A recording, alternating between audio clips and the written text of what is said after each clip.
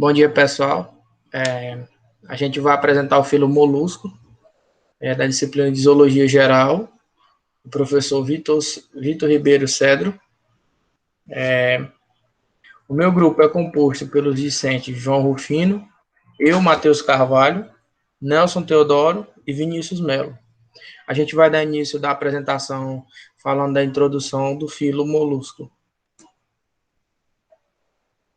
Bom dia, me chamo João Rufino e vou apresentar. O filo molusca é composto por animais invertebrados, na qual estes são os moluscos. Eles podem ser encontrados em ambiente terrestre e aquático, sendo com mais frequência no meio aquático. Atualmente são conhecidas mais de 100 mil espécies. Contém 7 partes do filo molusca no cladograma. Os 3 principais é o gastropoda, o bivalve e o cefalopoda. A molusca destacam-se por ter um corpo mole e, na maioria das vezes, com a presença de uma concha protetora. Em algumas espécies não se observa a presença da concha, como em lesma e polvos. Já em lulas, a concha apresenta-se reduzida interna. O corpo de todos os moluscos apresenta uma divisão básica. Pé auxilia o animal na movimentação e fixação e escavação. A massa visceral, porção do corpo do molusco, na qual estão os órgãos internos. O manto, dobra de tecido que recobre a massa visceral e é responsável por secretar a concha nos animais em que ela possa estar. Em algumas espécies, o manto forma a chamada cavidade do manto, na qual ela se aloja as brânquias e se apresenta o sistema digestório, excreto e genital. Sua reprodução são sexos separados, ou seja, apresenta macho e fêmea. Nesses animais, as estruturas produtoras de gameta, ovário e testículo estão localizadas na massa visceral. Existem ainda as espécies hermafroditas, como algumas espécies de caracóis. O manto é redução do celoma, espículas produzida pelo manto e o pé musculoso. O rádula, ele tem um coração, átrio e ventrículo. Já o poliplacóforo é a concha com 7 a 8 placas calcárias de um pé desenvolvido. O monoplacóforo, 6 a 7 pares de brânquias, surgimento de estilete cristalino, concha com única placa. O gastrópoda é rotação de 180 da massa visceral sobre o eixo cabeça e pé, aumento da cabeça. Já o cefalópoda e o bifalves é redução da cabeça, e o escafópode, que é concha em forma de dente e perda da brânquia. Pode passar, Matheus.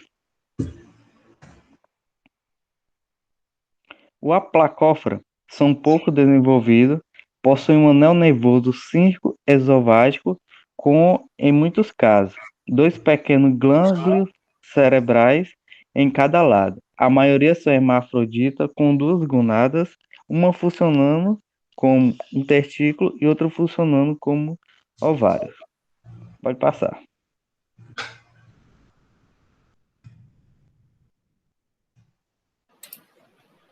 Bom dia, sou o Vinícius e vou falar sobre o Poliplacófora, que é do reino Animalia, do filo Molusca.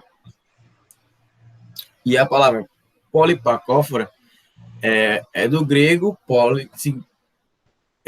polis, que significa muito, mais plax, que são placas, mais forex, que são portador, que seria portador de muitas placas. E o poliplacófora é caracterizado por ser revestido por uma válvula. Válvula esta que é constituída com 8 partes sobrepostas na parte dorsal, desprovida de tentáculos, e tem cabeça minúscula, desprovida de olhos. E em volta do corpo há um cinturão muscular visível. Sua estrutura corporal permite que se encolham para o formato de uma bola protetora. A aparência deste órgão varia muito, podendo ser liso, possuir pelos, espinhos e escamas. Uma característica marcante é a grande variedade de cores, formas e desenhos de suas conchas e cinturões, sendo animais polimórficos e comum encontrar grandes variações de cores em indivíduos de uma mesma espécie. Inclusive, já foram encontrados com 7 e com 9 valvas, além de espécimes híbridos, que isso ocorre, mas são raras. Eles vivem exclusivamente em ambientes marinhos, e a maioria vive em águas relativamente rasas.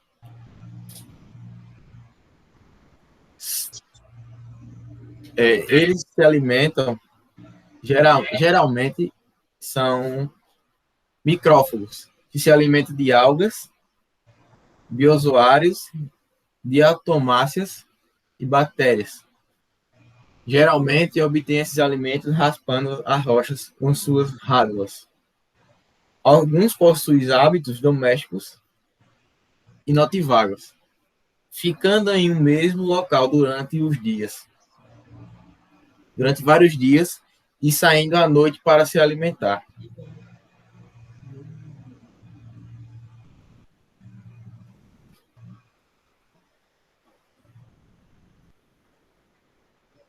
O processo de reprodução é externo. Os gametas são fecundados quando liberados na água. O desenvolvimento dos ovos se dá na cavidade do manto de um dos indivíduos, podendo haver colocação dos ovos em invólucros presos ao substrato. Eventualmente, pode haver fecundação ou mesmo eclosão de ovos na cavidade do manto do adulto. Uma vez que os ovos eclodam,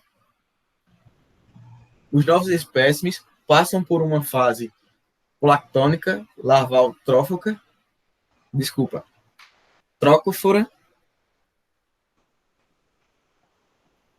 Essas larvas, embora planctônicas, tendem a descer para o substrato.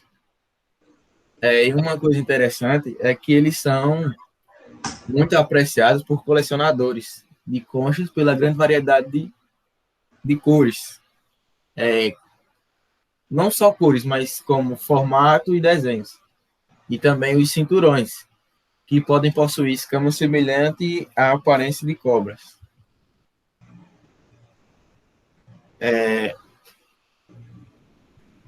Pode passar, Matheus.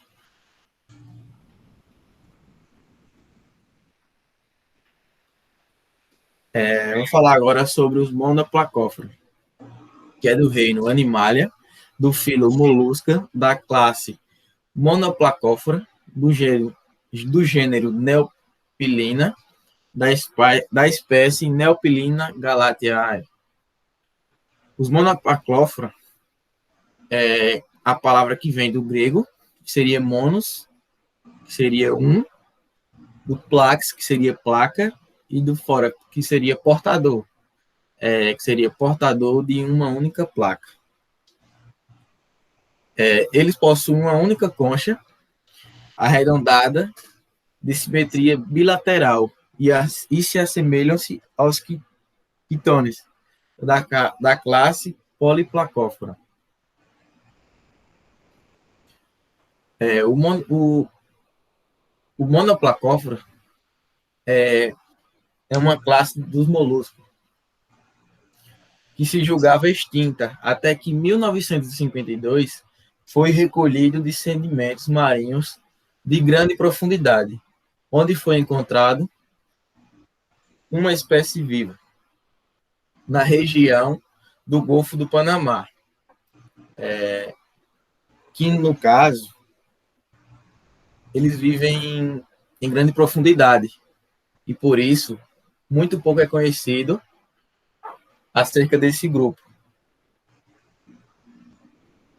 Que essas profundidades não permitem que os animais vivos sejam observados. Então, isso dificulta sobre a sua ecologia. Eles são animais pequenos, que variam de 3 até 35 milímetros. Sua concha em forma de colher é composta por 3 camadas. Periósteo, uma camada prismática e uma nacarada. No monoplacófora, existe a presença do pé, que forma uma sola rastejadora, achatada e ventral. Possui 8 pares de músculos retratores que se estendem do pé para a superfície interna da concha. Eles também são pastadores que se alimentam de detritos depositados sobre substratos firmes e também de micro-organismos. A boca está localizada anteriormente ao pé e abre-se para uma cavidade bucal, que contém cutícula, o qual possui a rádula e um órgão subradular. Eles não são encontrados olhos e osfrádeos, porém tem um órgão subradular grande e está sempre presente a um par de estatocistos e é localizado próximo da comíscera pediosa anterior. Na reprodução, há 2 pares de gônadas que localizam-se na região mediana do corpo. Cada gônada está contida em uma gonocela e se conecta via gonoduto.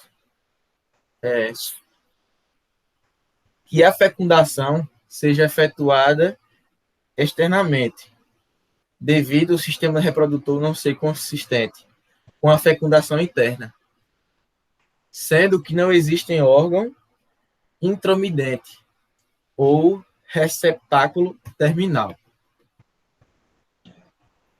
E ele também é um ancestral do gastrópodes. Sua evolução deu origem aos caramujos, caracóis e lesmas.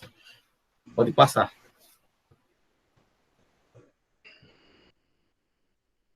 Bom dia, pessoal. Meu nome é Matheus. Eu vou apresentar a classe dos gastrópodas, do reino animal, filo molusco. Está em apresentação o gênero Helix, a espécie Helix pomate.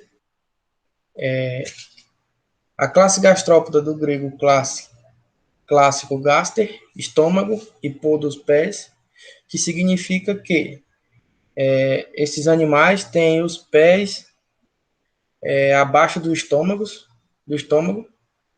perdão, o erro, com grande variedade morfológica e tamanhos que vão de submicroscópico a várias dezenas de centímetros. Agrupa os animais conhecidos por caracóis, lesmas e caramujos. O grupo pode ser, por ser diversificado, está dividido o meio aquático e o meio terrestre. No meio aquático temos os caramujos, que assemelham-se aos caracóis, porém sua respiração e sua concha apresenta a concha maior e sua respiração é através de brânquias, e os caracóis e lesmas no meio terrestre, o caracol com respiração através de pulmão e as lesmas a respiração através de forma cutânea. O tamanho dos caracóis chegam a 10 centímetros, dos caramujos a 10 centímetros de comprimento também, igualmente aos caracóis, por isso tem uma semelhança de corpo e estrutura.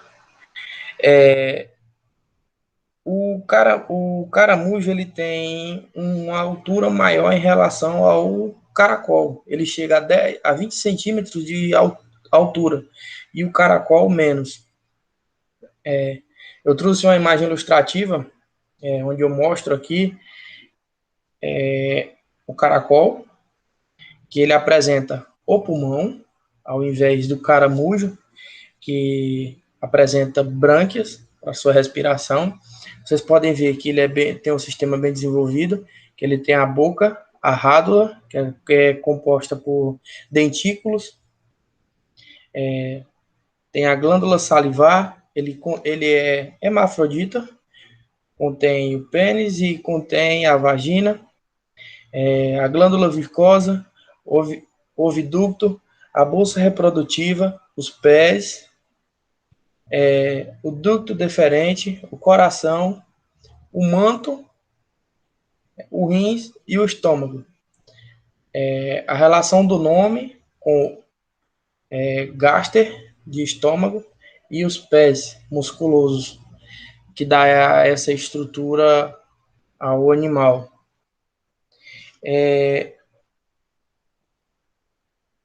O formato da concha desses animais, dos que apresentam conchas, variam de tamanhos, cores e formatos, elas internas e externas. Aqui apresentam as externas, em gastrópodes, como o João Rufino apresentou mais atrás no cladograma, apresentam em algumas lulas de forma interna.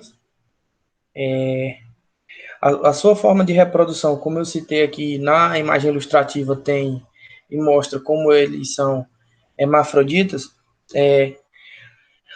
As lesmas, que é a que está na imagem aqui, também é hermafrodita, sua autofecundação. Já nos caracóis e caramujos, eles são hermafroditas incompletos. Ou seja, têm os dois sexos, porém precisa de um parceiro para a fecundação. Estes mesmo, em toda a sua vida, eles fazem 4 vezes a deposição de 600 ovos em toda a sua vida. Durante seu ciclo de vida, eles fazem esse processo. O costume de deposição dos seus ovos é em partes úmidas, enterradas no solo, que eles mesmo com os pés fazem a cavidade para fazer isto.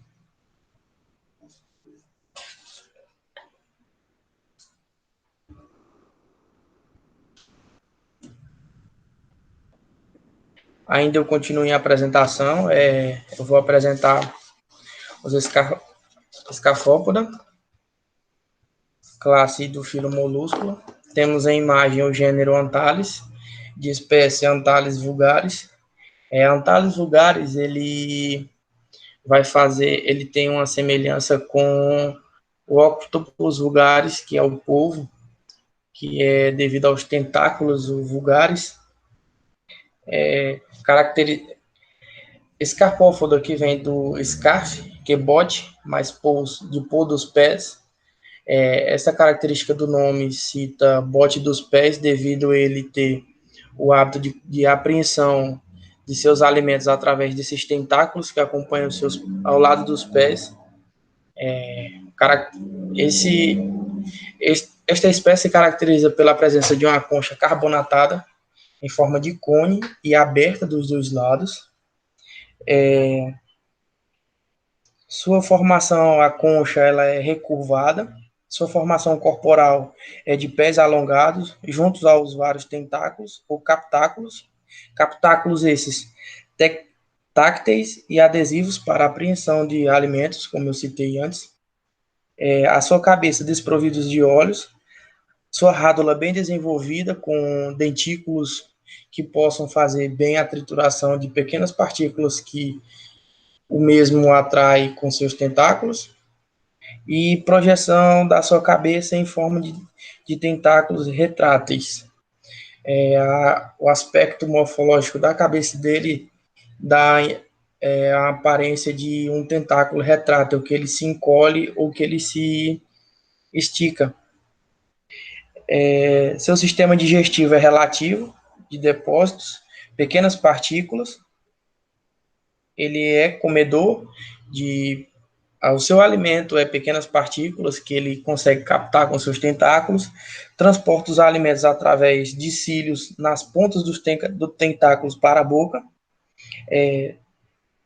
Seu sistema ele contém um único par de netrídeos, não possui quitenídeos, troca gasosa através das faces do manto corpórea, sistema nervoso anelar em volta do esôfago.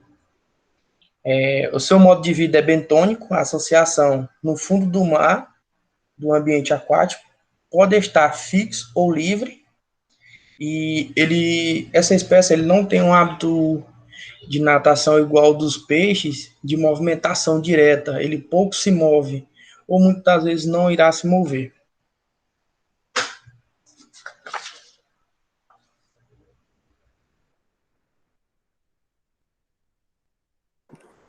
Olá, bom dia a todos. Eu sou o Nelson, vou dar continuidade também ao filo molusco, falando da classe Celafópoda, mais conhecido também como cefalópode. Então, vou dar sequência à sinapomorfia do cefalópode, apresentando uma cabeça bem desenvolvida, como o João Rufino já deixou, falou no primeiro slide no cadoglano. E também eles apresentam os tentáculos, né? Os seus tentáculos possuindo rádula, que é sua língua, e também uma mandíbula em formato bico de papagaio. Bom, esse grupo, o único grupo que possui concha é da espécie, do gênero Nautilus, né? Como aí vemos nas imagens, a espécie Nautilus pompilius, ela é a única que possui concha externa, né? Pois a lula, ela possui concha interna bem reduzida, como podemos ver na imagem abaixo, a espécie Specioteltis cepioide. Ela possui somente uma concha interna bem reduzida, que facilita em seu bombeamento e locomoção. E na espécie acima do polvo, do Octopus vulgaris, ele já não apresenta a concha, que já é um tipo de sinapomorfia, né, presente nos cefalópodes. Eles também têm tamanhos diversos, né, e muitas vezes expressivos, como no exemplo da lula gigante, que pode chegar até 16 metros de altura, né? Imagina só.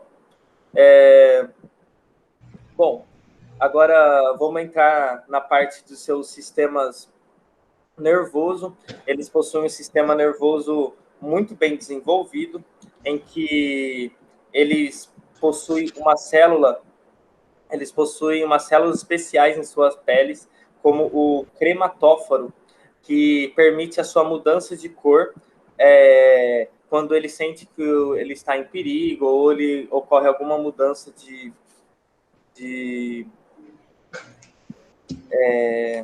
ataque, assim, alguma presença de algum predador. E isso porque também ele tem um sistema sensorial muito bem desenvolvido, como seus olhos, né? Sendo assim uma espécie de excelentes predadores em que se alimentam de gastrópodes, como caracóis, de crustáceos, como camarões, e bivalves, como mexilhões, sendo assim carnívoros, né? E também eles possuem um sistema locomotor também muito bem desenvolvido, né? Também por isso, por todos esses sistemas desenvolvidos, os cefalópodes são considerados uma das espécies de invertebrados mais inteligentes que tem. E também, esqueci de falar, devido à sua mudança de cor, ele consegue evitar ataques, né? Ele sendo preso até de tubarões, ele consegue fugir de tubarões, também pelo seu sistema locomotor bem desenvolvido, porque ele possui um jato propulsor, que faz ele pegar uma velocidade muito rápida, assim, em curto tempo.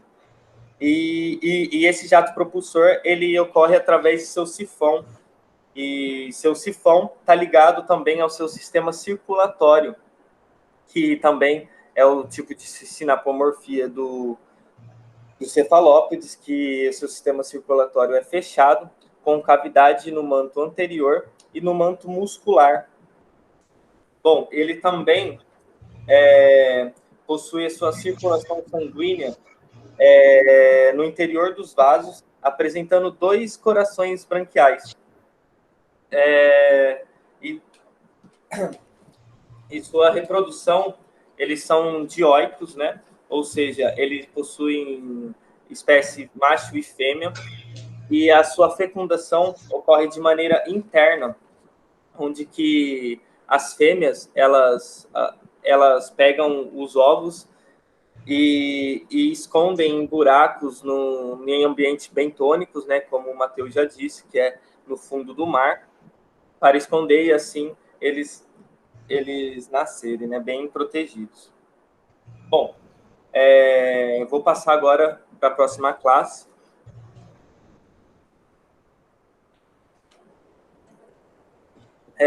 Vou seguir agora com a classe do bivalvia, né, mais conhecido como os bivalves, e suas sinapomorfias, né,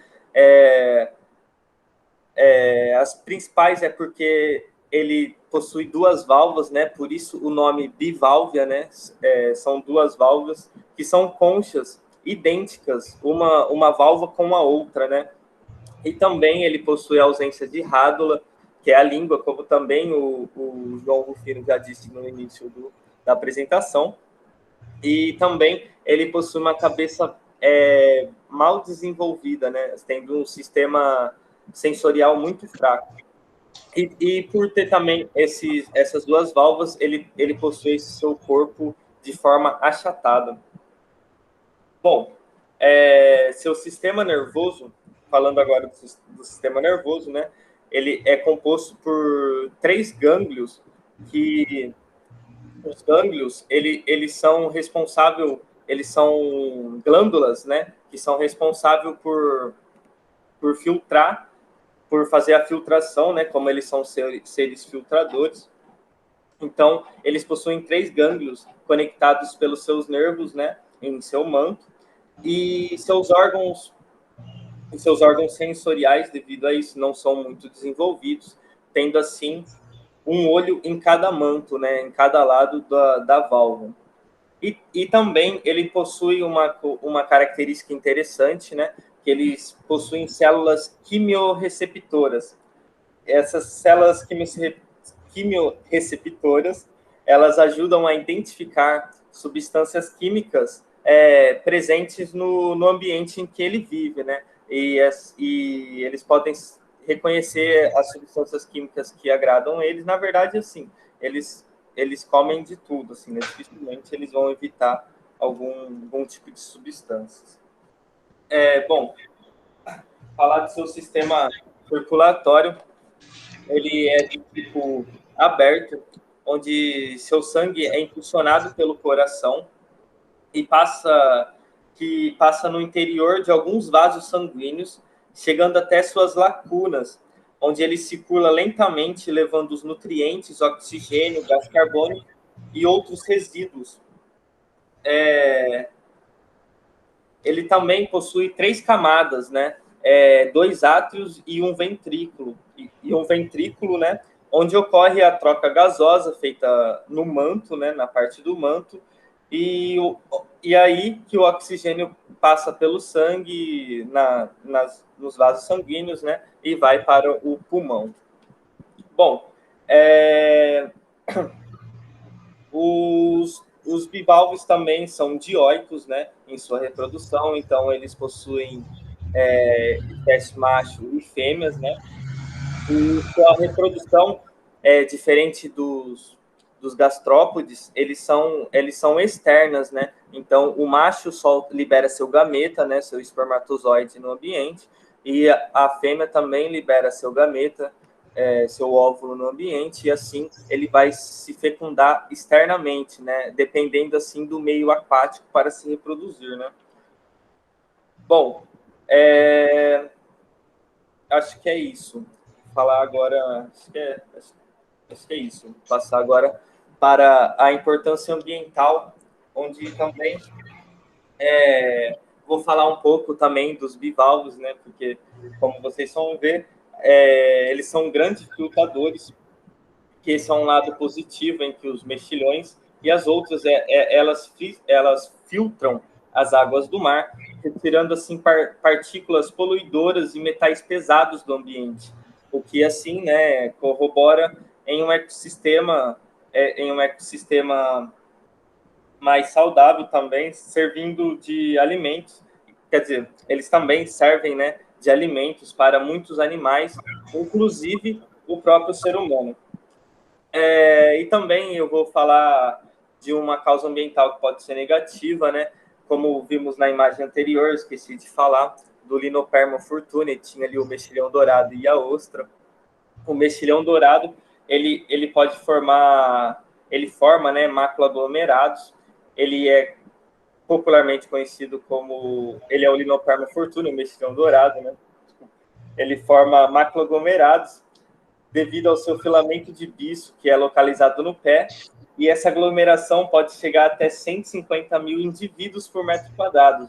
Imagina, assim, um monte de mexilhão em 1 metro quadrado, assim, e desse modo eles formam uma barreira bloqueando passagem de águas em tubulações de usinas hidrelétricas e tratamento de água, onde pode prejudicar tanto a irrigação de lavouras, pecuárias e tal, e também no ambiente eles podem se aglomerar estando em rios assim, eles se aglomeram em plantas macrófitas, né, que são espécies aquáticas, onde ele ameaça toda a conservação dessas espécies aquáticas, né, a partir do momento em que ele se aglomera nelas, né, e vai apodrecendo assim, também liberando amônia na água e diversos outros tipos de substâncias que não são favoráveis.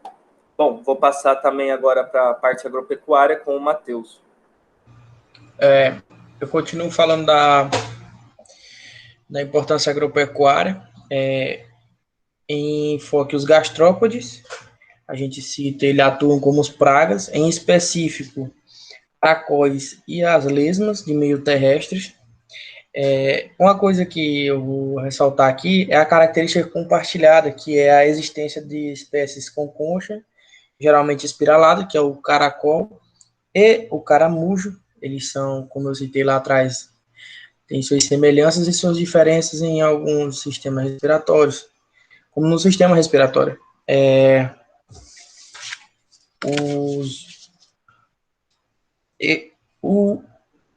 As lesmas e os caracóis, eles provocam perdas econômicas em hortas e até em plantas ornamentais. De que forma? Com sua rádula, que é recoberta por dentículos, ele faz a raspagem de folhas, brotos novos e até mesmo dos frutos.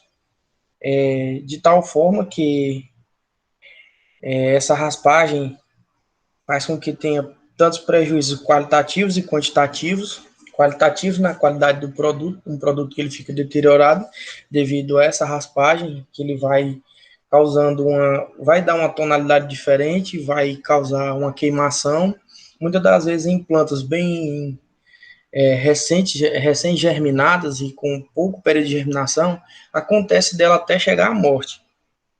Em hortas, perdas na produtividade e depreciação do produto, que foi o que eu falei, a questão do produto.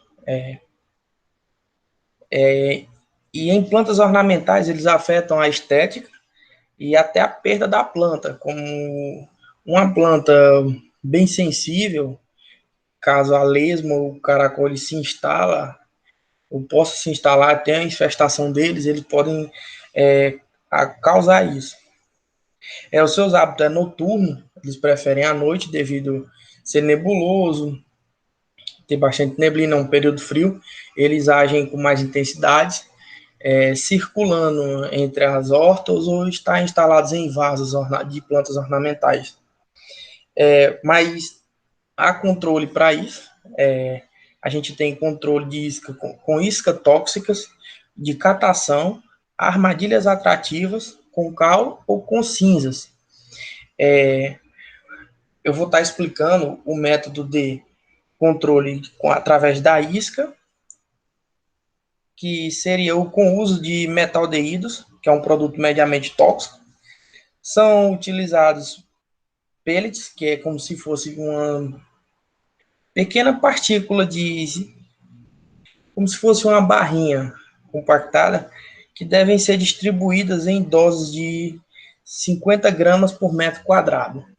Então, você sai dentro da área, uma área pequena que você possa fazer que tem essa infestação, você possa fazer esse controle, você pode sair distribuindo esses pequenos pedaços de metaldeído, que ele vai repelir um pequeno odor, e muitas das vezes, quando a lesma, o caracol entra em contato com esse metal, que ele é, por ser tóxico, ou o odor afasta eles, ou ele dá ou através do contato com este produto, ele faz com que o animal se afaste devido à repelência, ele dá uma queimação no animal.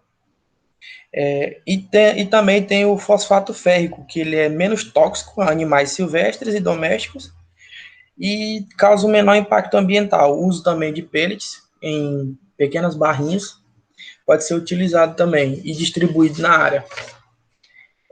A catação consiste na coleta coleta manual dos mesmos que infestam a área. Numa área pequena, você pode estar utilizando esse processo de catação manual. Já numa área grande, você pode optar por outros meios de controle dessa infestação. Uma observação importante, a catação é que deve ser efetuada com o uso de EPI, devido esses molúsculos podem transmitir doenças através da sua mucosidade. Após a catação, é ideal destruir os adultos em água fervente ou manualmente. Assim você evitando ter uma futura infestação. Mas devido ao seu poder de reprodução, estes animais eles escondem seus ovos um pouco enterrados no solo e sempre vai acontecer de reproduzir mais e mais. E sempre bom estar fazendo uma vistoria periódica sobre a lavoura ou nas suas plantas ornamentais, está sempre verificando e vendo se tem a presença constante desses animais dentro da produção. Armadilhas atrativas, com o uso de estopas ou panos embebidos no leite ou na cerveja, disposto junto à cultura. Então, você faz o uso pega um pedaço de pano, uma estopa, você mergulha ela na cerveja ou um pouquinho de leite, que é atraente tanto para a lesma e para o caracol, e você põe ao pé da cultura que você está produzindo, que tem essa infestação. Aquilo vai atrair ele se prende ao pano. Então, logo pelo dia seguinte, você pode estar fazendo a retirada deles e estar fazendo a destruição. As armadilhas devem ser postas à noite e recolher ao decorrer do dia. Aliás, de recomendação no dia seguinte, logo bem cedo. Pode ser usado também restos de hortaliças para a armadilha, como atrativo sobre... Você pode fazer uma camada com jornal ou com um pedaço de lona para facilitar a captura desses mesmos. O outro método é a utilização do cal ou cinzas para controle. Como? Adicionando em faixas de 20 centímetros de largura ao envoltório da cultura. Estas faixas de cal ou cinza dificultam o acesso da lesma e do caracol à cultura. Ela cria um atrito forte, dificultando com que ele acelere mais e mais e mais os seus passos para chegarem até a cultura. A recomendação é que após chuvas ou no decorrer das semanas, você repita esse processo de renovação dessas faixas. Pode ocorrer do vento espalhar a cinza ou cal, e a chuva lixiviar esse material que você pôs. A gente abre ponto também importante para a importância sanitária. Esses caracóis e lesmas, eles transmitem, tem a transmissão de vermes prejudiciais à saúde humana, causadores de doenças graves, com alguns sintomas severos, como distúrbios mentais, fortes e constantes dores de cabeça e perfuração intestinal, hemorragia abdominal e pode levar até a óbito. Então, se precaver nunca é demais. Então, com todo cuidado, fazer esse manejo dentro da lavoura, mesmo que seja uma área pequena, ter todo esse cuidado, se proteger com a luva, um saco plástico, o que é que seja, evitar o contato direto com eles. Em falando de pragas, temos também as suas vantagens na agropecuária, os seus pontos positivos, que na culinária. Na culinária são utilizados vários moluscos, diferente dos gastrópodes, que são moluscos também, mas partindo para outro ponto, que são os que são produzidos na água, que é a partir da aquacultura. Que a gente tem a lula, o polvo, ostras e mexilhões, os que eu trouxe como citações. Estes são comuns em pratos em diversos países, também aqui no Brasil, principalmente em cidades de praia, cidades litorâneas. O cultivo do molusco, que é a malacultura, a cultura do mexilhão, que é a mitilicultura, que tem como objetivo para pratos requintados, pratos mais sofisticados, e como a ostra, que tem a ostricultura. As ostras são criadas principalmente devido ao seu valor das pérolas, das conchas, e também o tecido de órgãos internos para consumo em pratos. E temos também a produção de viveira, que é a pectinicultura, que é um produto de alto valor, por ser muito escasso ainda, não tem uma reserva alta da produção das vieiras, e é uma iguaria culinária que no Brasil é um pouco difícil o acesso a ela. Você vai achar em restaurantes caros aí, então a gente pode ver que mesmo com alguns pontos.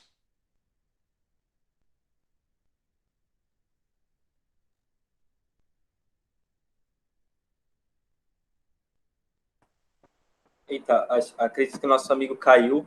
Bom, eu também queria dar uma observação também, como o Matheus disse, a maioria dos gastrópodes, né, atuam como praga, porém temos uma curiosidade que um caracol da espécie Oxyla pulchella, que ele se alimenta de conchonilha, que essas conchonilhas elas ficam presas no caule das plantas, né, e que roubam todos os seus nutrientes, assim, e eles se alimentam delas, né, assim, sendo assim benéficos, né? Mas são minoria dos gastrópodes, né? Então, assim, é bom continuar tendo muito cuidado com os gastrópodes, né? Em sua lavoura, né? Acredito que tomara que o Matheus volte. Bom, bom, ele caiu, ele estava filmando, a gente vai ter que pôr as referências agora. A gente vai mostrar... E agora, hein? Vamos mostrar as referências aqui. Infelizmente, o slide estava... Ele que estava mostrando o slide. Vamos desligar a gravação, vamos mostrar as referências ao vivo, porque infelizmente isso aconteceu e a gente não quer perder toda a nossa gravação. Eu agradeço muito a todos. Iremos mostrar ao vivo, né, esse finalzinho da gravação, se puder, se o professor deixar. Então, eu quero agradecer a todos e muito obrigado.